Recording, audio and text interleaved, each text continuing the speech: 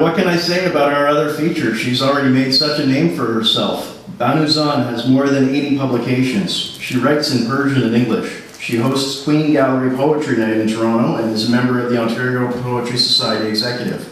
She believes that her politics is her poetry. Ladies and gentlemen, our other feature, Banu Zan.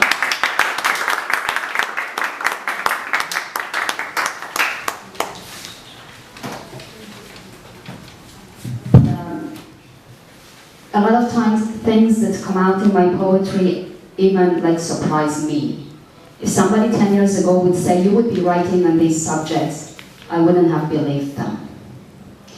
I run a poetry reading series, and I deliberately try to represent Toronto in all its multicultural diversity. We represent strong artistic poetry voices, but those that are coming from different ethnic backgrounds. For me, that's the main thing.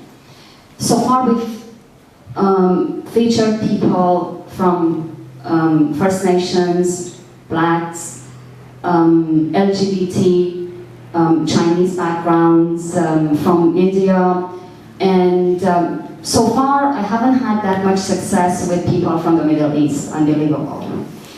We don't have a strong representation from the Middle East, and I don't know why. Anyway, there are a lot of people here, so I just invite everyone to come and share. It's basically an open stage, and share and be brave to do that. Aisha talked about the fact that about me more than it cares about you. And here we are. But at least it cares about me, gives me voice, wants to know me. I don't trust it though. Poems are the worst whistleblowers, the worst lovers. Who knows what it will say behind my back? I don't trust me either. What if I'm a poem in my fist? What if I don't know what I want this poem to do? What if this poem is not selfish after all, but doesn't know how to end? Ending a poem is not ending a poem's life, though I am killing it, making it about me, while all it wants is to be about you. Poets are suicide bombers. Poets are poems. I accuse this poem of treason, yet capital punishment is no longer in the headlines.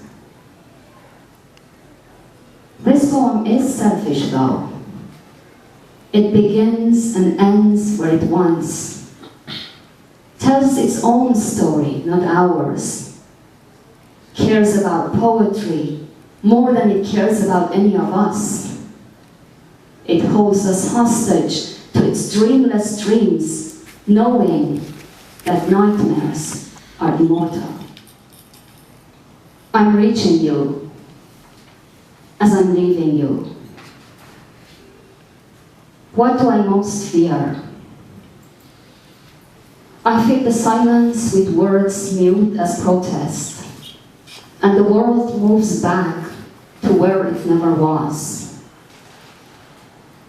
Trees mean nothing to railroads unless birds of brutality fly freewards. I'm so you, I'm all me. After all, no journey leads to freedom. Has been misunderstood, misrepresented, both by his followers and his critics. I'm talking about the Prophet Muhammad. I was reading Reza Aslan's book, No God But God. And the description of the first time that the word of God was revealed to Muhammad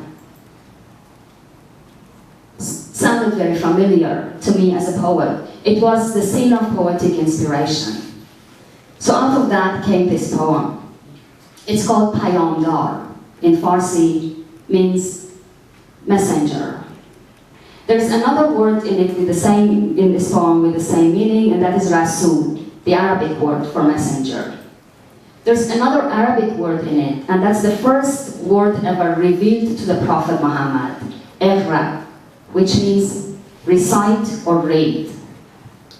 So here we go, Payamdar. You arrived at manhood,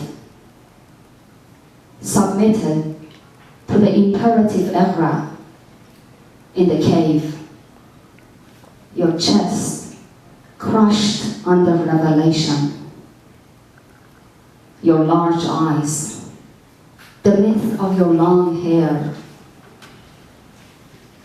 You joined the mountain with the city, the thunder with the earthquake, poetry with faith,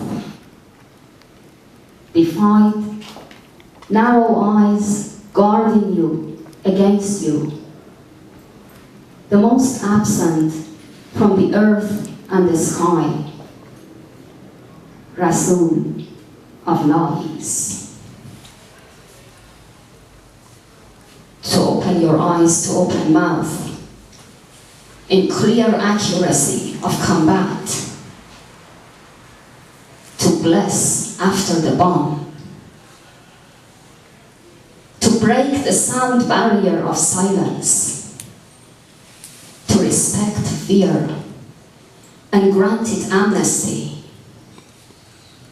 the courage to face kindness so feminine only the bravest men can attain.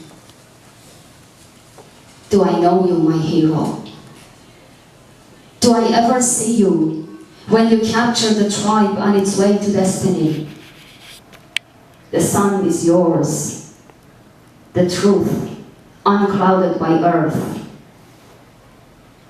I'm no stranger to your hand, handing out your heart to the land that runs in our veins.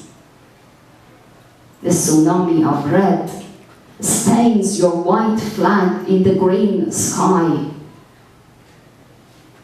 We tear you to pieces as devout pilgrims to salvage relics of our myth. You surrender to this brave embrace.